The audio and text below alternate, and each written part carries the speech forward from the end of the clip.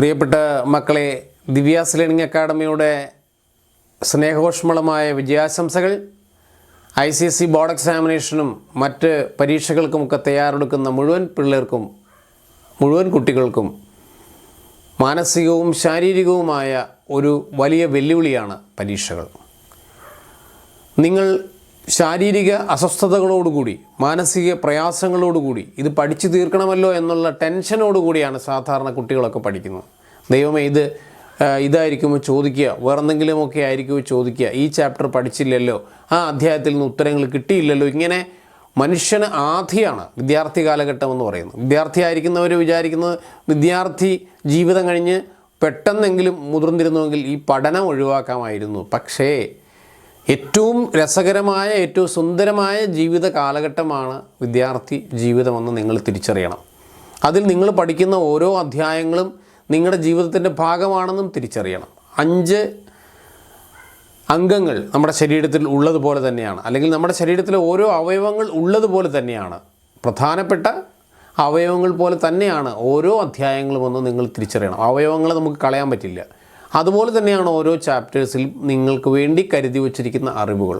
അത് കണക്കായാലും മലയാളമായാലും ഇംഗ്ലീഷ് ആയാലും ഫിസിക്സ് ആയാലും കെമിസ്ട്രി ആയാലും എന്തായാലും ഇതൊക്കെ നിങ്ങളുടെ ഏതെങ്കിലും ഒരു നിമിഷത്തിൽ നിങ്ങൾക്ക് ഉപകാരപ്പെടുന്നു. അതുകൊണ്ട് പഠിക്കുന്നവർ ശ്രദ്ധിക്കേണ്ട ഒരു കാര്യം, ഓരോ അധ്യായവും എനിക്ക് വേണ്ടപ്പെട്ടതാണ് എന്ന് കരുതി ആസ്വദിച്ച് പഠിക്കുക.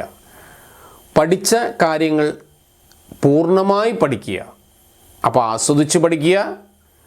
പഠിച്ചത് എന്താണെങ്കിലും ഒരധ്യായമേ പഠിച്ചുള്ളൂ, പക്ഷേ ആ അധ്യായം പരിപൂർണമായിട്ട് പൂർണ്ണമായി പഠിച്ച് തീർത്ത് അതിനകത്ത് പിന്നെ ഒരു സംശയവും ഉണ്ടാകാതെ മാറ്റിവെക്കുക. പഠിക്കാതെ വിട്ടുകളഞ്ഞ അധ്യായങ്ങൾ ചൊല്ലി വേവലാതിപ്പെടാതിരിക്കുക. ആ അധ്യായങ്ങൾ സമയം കിട്ടുമ്പോൾ വായിച്ച് നോക്കി അതിൽ ഏകദേശം ഒരു രൂപം മനസ്സിൽ സൂക്ഷിക്കുന്നത് എപ്പോഴും നല്ലതാണ്. പഠിച്ചു തീർക്കാൻ ശ്രമിക്കണം. കഴിയാതെ വന്നാലുള്ള കാര്യമാണ് ഞാൻ നിങ്ങളോട് പറഞ്ഞത്. അതുപോലെ പഠിച്ച കാര്യങ്ങൾ നടന്നു പോകുമ്പോഴും ഉറങ്ങുമ്പോഴും ചിന്തിക്കുമ്പോഴുമൊക്കെ ഓർമ്മകളിലൂടെ ഇങ്ങനെ ഒന്ന് ഓടിച്ച് കൊണ്ടുപോകാനുള്ളൊരു ശ്രമം നടത്തുന്നത് പരീക്ഷയിൽ നിങ്ങളെ സഹായിക്കും. പഠിച്ചതിനപ്പുറം എന്തെങ്കിലുമൊക്കെ ഉണ്ടോ ആ അധ്യായത്തിൽ എന്ന് ചിന്തിക്കുക എന്ന ബുദ്ധിപരമായൊരു സമീപനമായിരിക്കും അതിലെപ്പോഴും നല്ലത്. അപ്പോൾ ഓരോ അധ്യായങ്ങളും മനസ്സിൽ വരും. ആ അധ്യായങ്ങളിൽ പ്രധാനപ്പെട്ട പോയിൻ്റുകൾ വരും. ആ അധ്യായത്തിൽ ഓർത്തിരിക്കേണ്ട വിഷയങ്ങൾ വരും. ഇതൊക്കെ നിങ്ങളുടെ ഓർമ്മകൾക്ക് സഹായം ചെയ്യുന്ന കാര്യങ്ങളാണ്. ഒപ്പം പരീക്ഷ തലേ ദിവസം നമ്മൾ ഉറപ്പിക്കണം, ഞാൻ ഈ സബ്ജക്റ്റിൽ ഇത്ര അധ്യായങ്ങൾ പൂർണ്ണമായി പഠിച്ചിരിക്കുന്നു, ഇത്ര അധ്യായങ്ങൾക്ക് ഏകദേശം പഠിച്ചിരിക്കുന്നു, ഇത്ര അധ്യായങ്ങൾ ഏകദേശം പഠിച്ചിട്ടില്ല. ഇതേപോലെ തന്നെയാണ് ക്വസ്റ്റ്യൻ പേപ്പർ നിങ്ങളുടെ കയ്യിൽ വരുമ്പോൾ പ്രധാനപ്പെട്ട അധ്യായങ്ങൾ പ്രത്യേകം പഠിക്കണമെന്ന് നിങ്ങളുടെ അധ്യാപകർ ഉപദേശിച്ചിട്ടുണ്ടാകുമെന്ന് ഞാൻ വിചാരിക്കുന്നു. ക്വസ്റ്റ്യൻ പേപ്പർ കയ്യിൽ കിട്ടുന്നതിന് മുൻപ് മനസ്സും ശരീരവും ശുദ്ധമാക്കുക, മനസ്സ് നിഷ്കളങ്കമാക്കുക, യാതൊരു വിധത്തിലുള്ള ആശങ്കകളുമില്ലാതെ വരുന്നിടത്ത് വെച്ച് കാണാം എന്ന മാനസികാവസ്ഥയോടെ പരീക്ഷാ ഹാളിൽ പ്രവേശിക്കുക.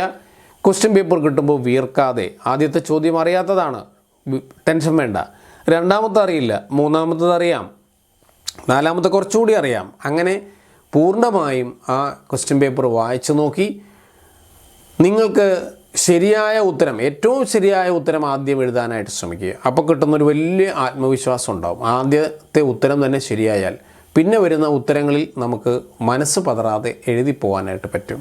അറിയാവുന്നത് നോട്ട് ചെയ്ത് വയ്ക്കുക, ഏറ്റവും ഓർഡർ അനുസരിച്ച് എഴുതുക. ഏറ്റവും അറിയാത്തത് അവസാന നിമിഷങ്ങളിൽ അറ്റൻഡ് ചെയ്യുക എന്ന് പറയുന്ന ആ അധ്യായവുമായി നമുക്കുള്ള ബന്ധം പോലെ ഇരിക്കും. അറ്റൻഡ് ചെയ്ത് പൂർണ്ണതയിൽ എത്തിച്ചതിന് ശേഷം എന്ത് ചെയ്യുക? പരീക്ഷാ ഹാൾ വിടുക. പരീക്ഷാ ഹാളിൽ വരുമ്പോൾ അടുത്തിരിക്കുന്നവൻ എന്ത് ചെയ്യുന്നുവെന്നോ, അടുത്തിരിക്കുന്നവൻ ഉറങ്ങുന്നുണ്ടോ, അവൻ ഉഴപ്പുന്നുണ്ടോ, അവൻ നമ്മളെ തോണ്ടുന്നുണ്ടോ ഒന്നൊന്നും നോക്കരുത്. നമ്മളും നമ്മുടെ വിഷയവും നമ്മുടെ പേപ്പറും നമ്മുടെ ചിന്തകളും ഇത് സമയബന്ധിതമായി എഴുതി തീർക്കണമെന്നുള്ള ആവശ്യകതാബോധവും ഇത്രയും കാര്യങ്ങൾ ഒരു പരീക്ഷാ ഹാളിൽ നിങ്ങൾ പ്രാവർത്തികമാക്കിയാൽ നിങ്ങളുടെ മനസ്സ് അറിയാതെ നിങ്ങൾക്ക് ഒരു പശു എങ്ങനെയാണോ പാൽ ചുരത്തി തരുന്നത് അതുപോലെ നിങ്ങളുടെ ഉത്തരങ്ങൾ നിങ്ങളുടെ ഉത്തരക്കടലാസുകളിലേക്ക് പതുക്കെ ഒഴുക്കി തന്നുകൊണ്ടേയിരിക്കും. അങ്ങനെ പരീക്ഷാ ഹാളിൽ നിന്നും അത്യാവശ്യം ആത്മവിശ്വാസത്തോടുകൂടി നിങ്ങൾക്ക് പുറത്തിറങ്ങാൻ പറ്റും. പുറത്തിറങ്ങിയാൽ അതിനെ അവിടെ കളയുക. പ്രധാന പരീക്ഷകൾ അയ്യോ എനിക്ക് ആ അധ്യായത്തിൽ ആ വിഷയത്തിൽ അത്ര നന്നായി പെർഫോം ചെയ്യാൻ കഴിഞ്ഞില്ല എന്ന വിഷാദത്തോടു കൂടി വീട്ടിലേക്ക് പോകാതിരിക്കുക, അവിടെ കളയുക. കാരണം അത് കഴിഞ്ഞു. നിങ്ങളുടെ ആ പരീക്ഷയിൽ നിങ്ങൾ ചെയ്യേണ്ട ഉത്തരവാദിത്തങ്ങൾ നിർവഹിച്ചു കഴിഞ്ഞു. ഇനി നമുക്ക് പുതിയതായിട്ടൊന്നും അവിടെ ചെയ്യാനില്ല. നമ്മൾ ടെൻഷൻ പിടിച്ചിട്ടും അല്ലെങ്കിൽ സന്തോഷിച്ചിട്ടും കാര്യമില്ല.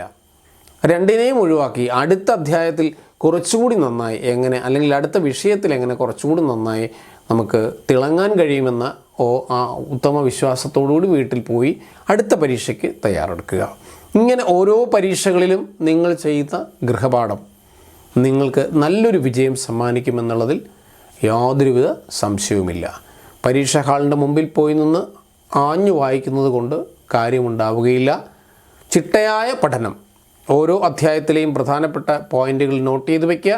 ആ നോട്ട് ചെയ്ത പോയിൻ്റുകൾ അടയാളപ്പെടുത്തുക, അടയാളപ്പെടുത്തുന്നത് പഠിക്കുക, പഠിക്കുന്നത് ഉരുവിടുന്നത് കഴിയുമെങ്കിൽ എഴുതി നോക്കുക.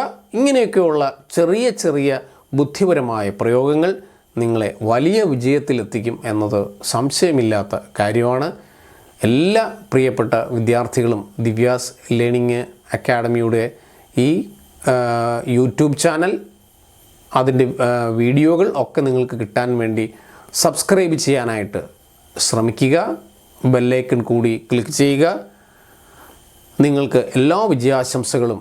മലയാളത്തിലും മറ്റ് വിഷയങ്ങളിലുമൊക്കെ ഒരുപാട് ക്ലാസ്സുകൾ നിങ്ങൾക്ക് ഇനി വരുന്ന ക്ലാസ്സുകളിലും ഇനി വരുന്ന വിഷയങ്ങളിലുമൊക്കെ ഇനി വരുന്ന വർഷങ്ങളിലുമൊക്കെ കിട്ടാൻ അത് സഹായകരമായി തീരുമെന്ന് ഒരിക്കൽ കൂടി ഓർമ്മിപ്പിച്ചുകൊണ്ട് എല്ലാ വിദ്യാർത്ഥികൾക്കും ഈ പരീക്ഷാകാലം ഒരു പൂക്കാലമായി മാറട്ടെ എന്ന് ആശംസിച്ചുകൊണ്ട് നിർത്തുന്നു. നന്ദി, നമസ്കാരം.